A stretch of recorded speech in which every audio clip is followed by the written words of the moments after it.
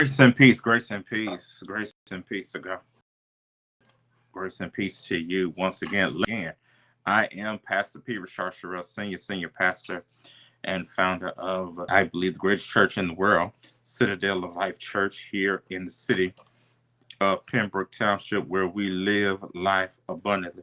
Listen, Citadel Nation, do me a favor, like and share and like.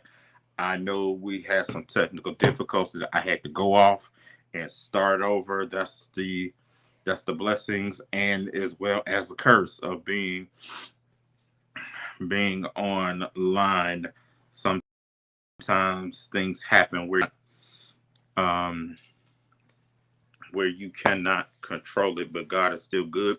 God is still doing great things in the lives of those that trust and believe. Listen.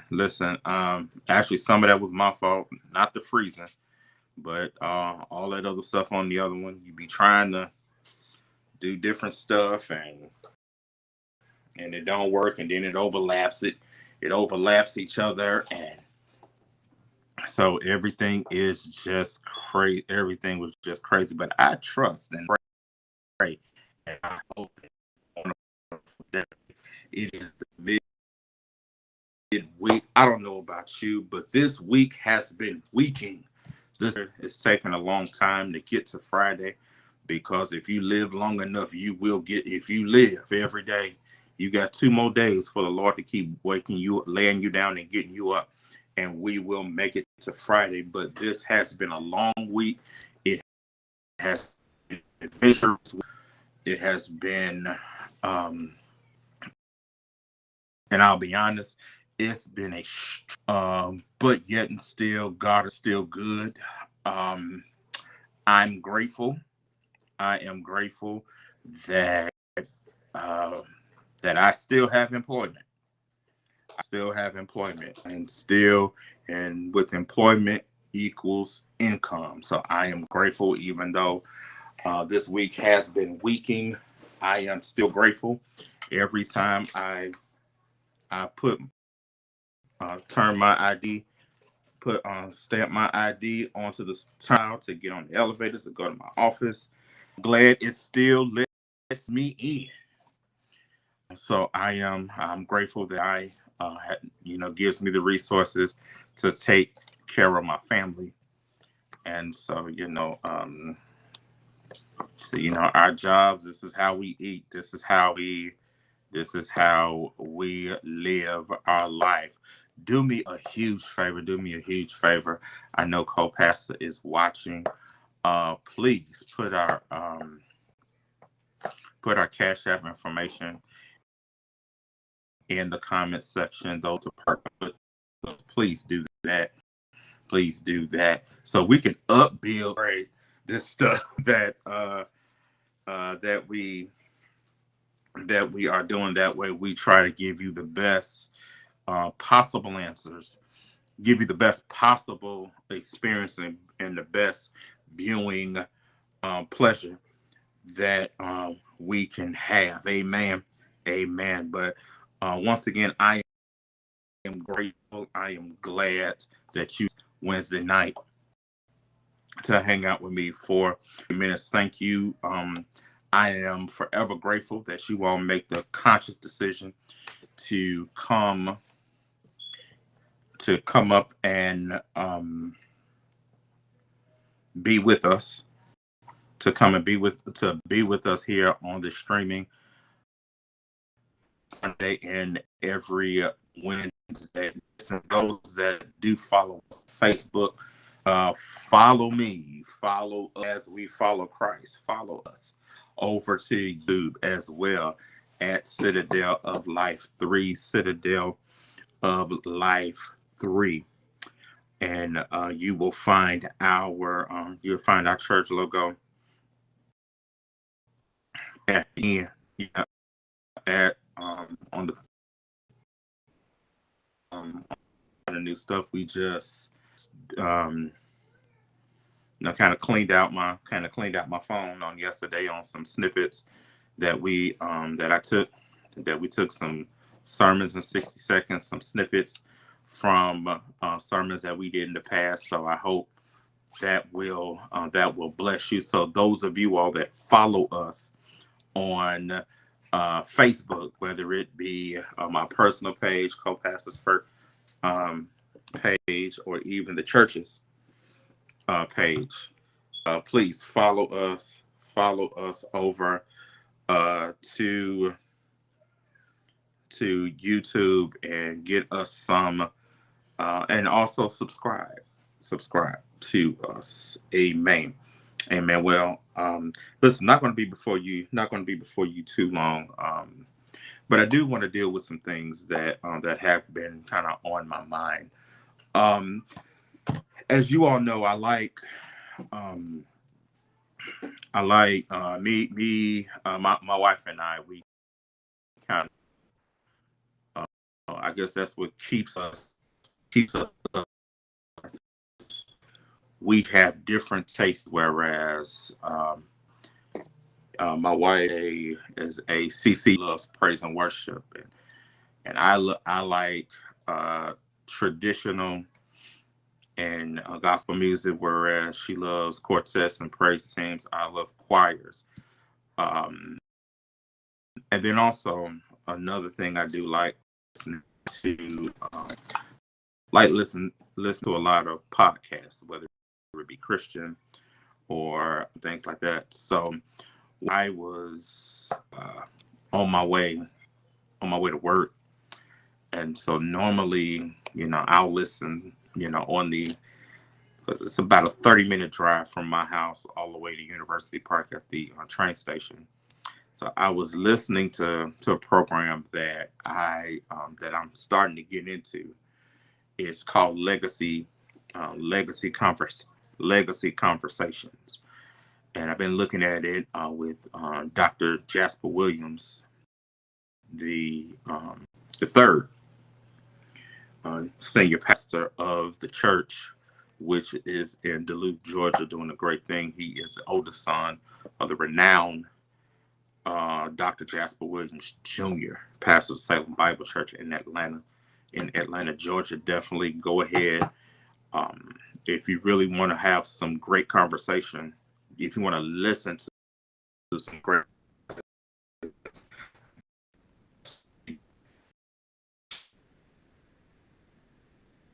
on YouTube, that stick out with me is that somebody here may be in place of promotion, of elevation. And I heard one of the guests says sometimes in legacy, especially when you have when you've taken the mantle, and you've taken that legacy, and sometimes legacy can be messy. Legacy can be it can be messy. Legacy can be great. It can be bad. But if it's legacy should be protected. And so in a season of elevation, in a season of going to a place where you've never gone before, there are some moments where anxiety will kick in, and then there are times that sometimes you feel you're not worth the elevation or the calling that is on your life. I remember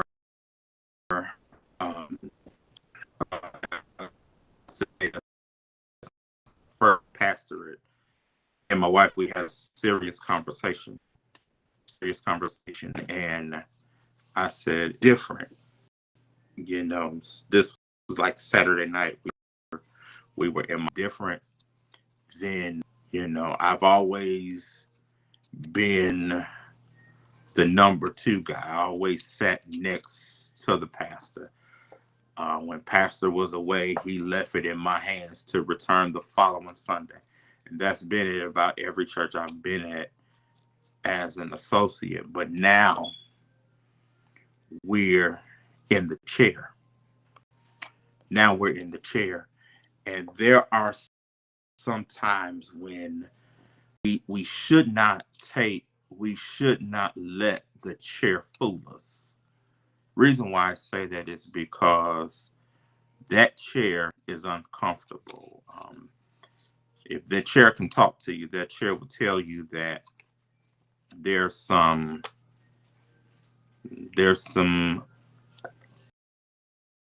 loneliness in that chair. There's some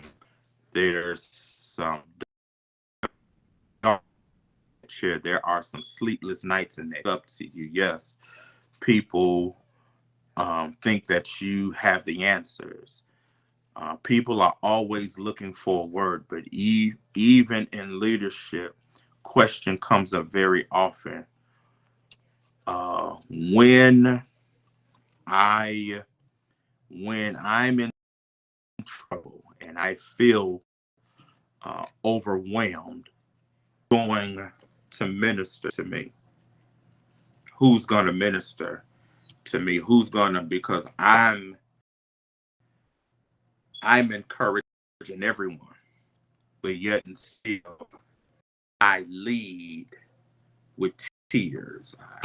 I lead with sorrowful days. I lead with stress. I cry and smile all at the same time. Leadership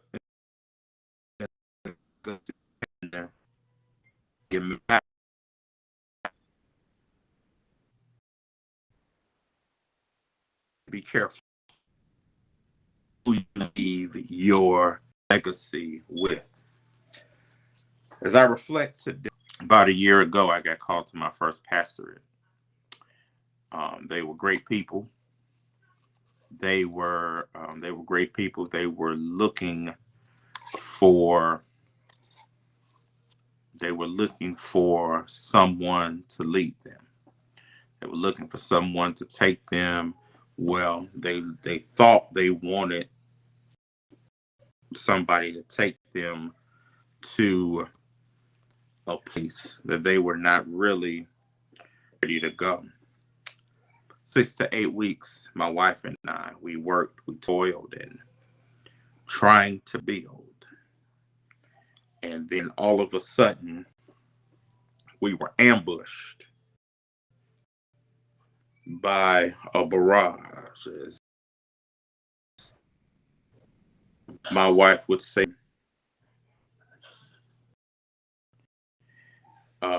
sometimes you have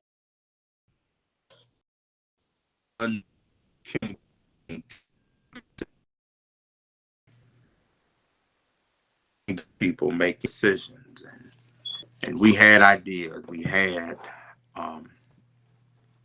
ideas, had things, and even to a place where people that had left were starting to come back. Thought we were doing it, and there are times where you become discouraged. You become, is it really worth it? But I want to tell somebody here that might be going through something. Your work or your labor is not in vain. Even sometimes on here, sometimes I wonder, and are we really making a difference on the every Sunday and every Wednesday, and every so often, even in our immediate area in the Kankakee County, or even sometimes in the city, people are saying, hey, we watch you while we going to church, and we watch you on Wednesday night, and we do this and we do that. And even though sometimes you may not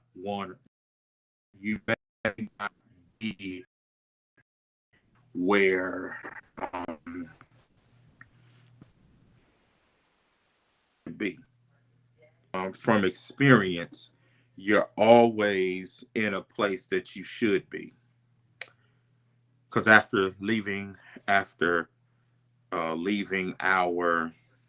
um, our first pastorate, I um, I went into council with my bishop, now the late Bishop um,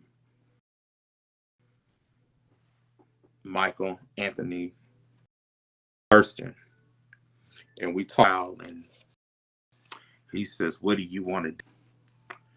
And I said, "I don't know." I said, because I'll be honest, every Sunday I stay home.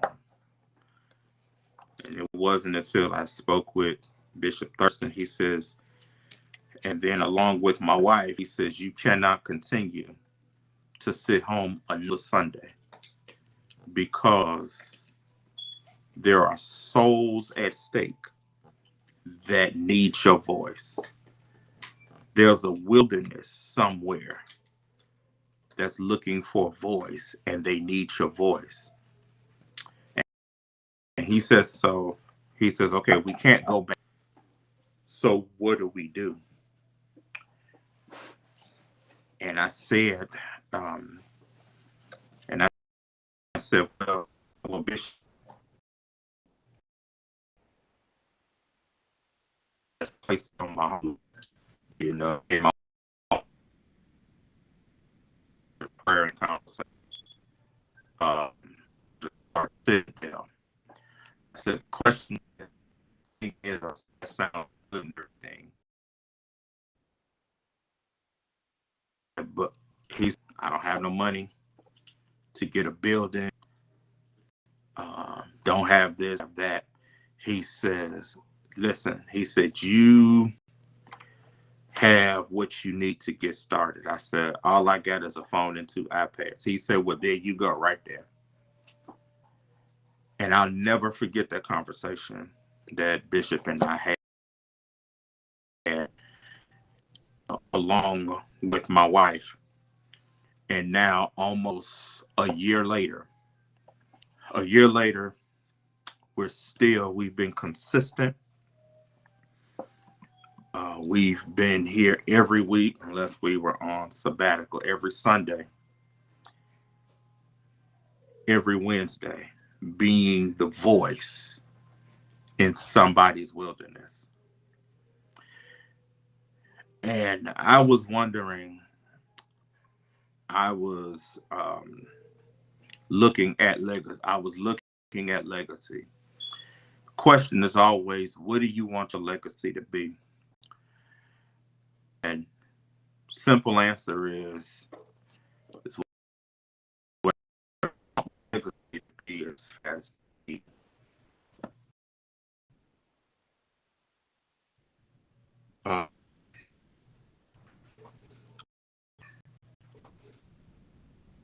want legacy to be, because here's the thing, I'm not in it by myself, but I think I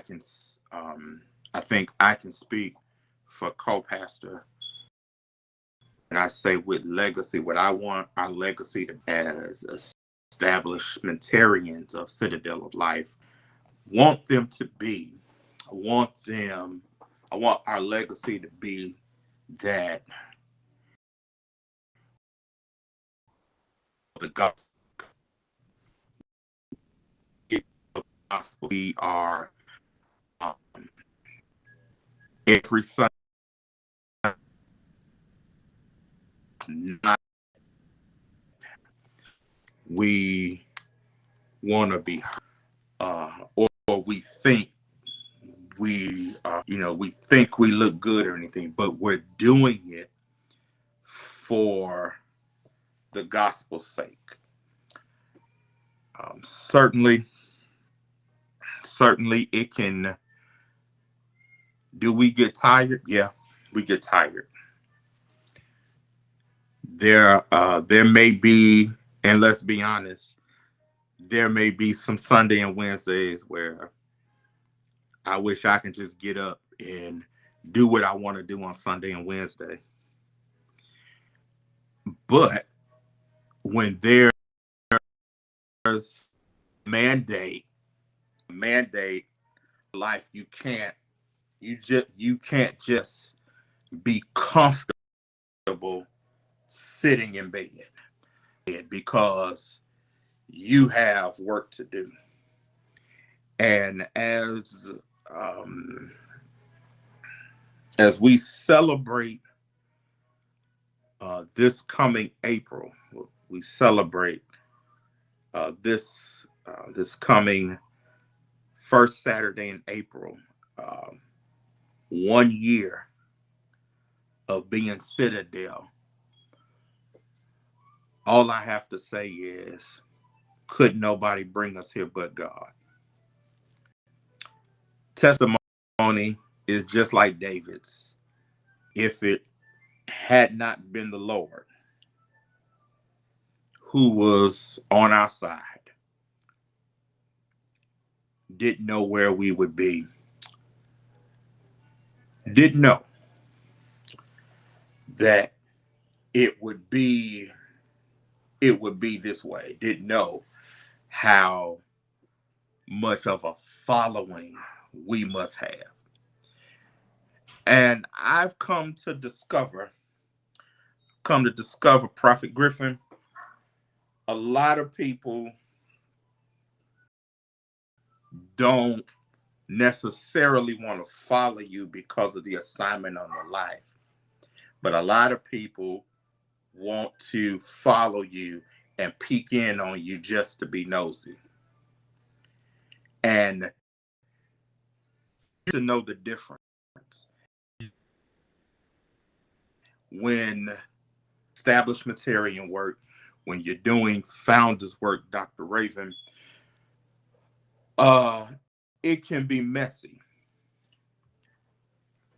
When you're doing God's work, even when you're doing God's work, period, there are going to be some moments where it seems like you're all by yourself. No one understands it. No one gets it. No one really understands the pressure that you're going through. And all I can say is we're not tired yet. First year, we're not tired yet.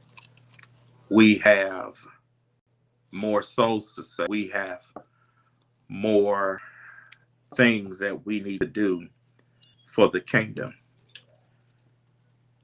And while we out of here tonight, I want to thank my wife. I want to thank my wife, Pastor Felicia Sherrill. Want to thank her for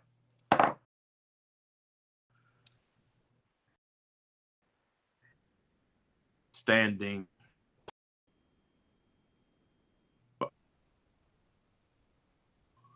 didn't have any what ifs,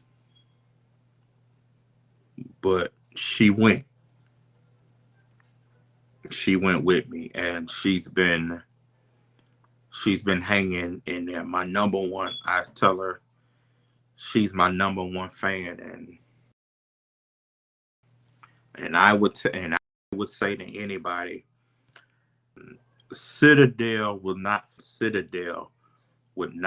go right. Citadel just wouldn't be right if Sherrill wasn't involved. I'm grateful for my wife that she's constantly in prayer. We joke about it because she's an intercessor by nature, but keep those prayers coming, honey. I'm grateful for this year that I was able to sit under, for a short time, the late Bishop Michael Anthony Thurston. I was able to learn from him. Um, he trusted me with Citadel. I made the joke at convocation, and little did we know it would have been his final convocation, and he presented me on official night with pastoral certificate,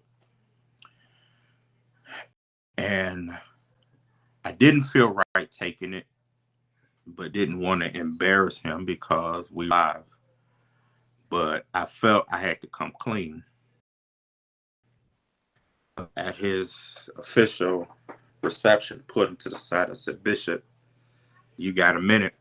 And so he had named me the baby pastor, because I was the not youngest in age, but youngest in pastoral. I said, "Well, Bishop, I'm grateful for the appointment and the certificate." And I said, "But honestly, I said, I have not, didn't finish all my paperwork with the state." He said, "Well, what else do you have to do?" And I told him, I said, I had to finish the bylaws. We, I had to do the tax ID. By the way, hint, hint, we are legit. We're a real church. We got exempt letter and tax ID.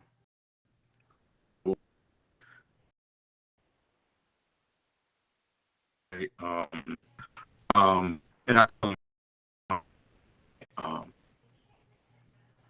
my bylaw. And Bishop Russell Harris was helping me with that. And he said,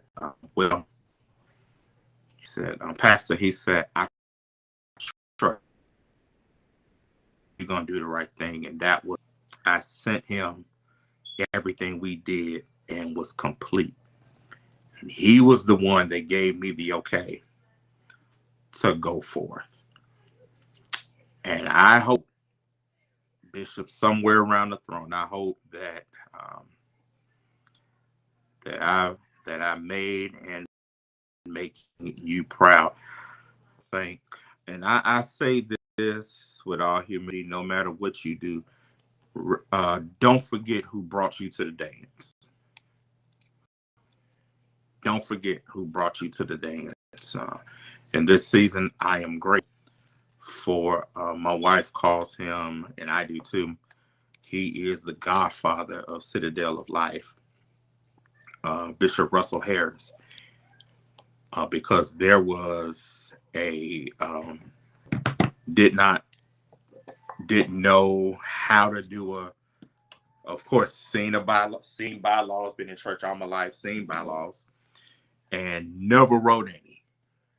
And he helped me through that process. And all during convocation, I abolished on what I should say, how this should be, how that should be. And he's very humble. Man, he takes no credit. He just says he just wants to help somebody who needs it, and I'm grateful.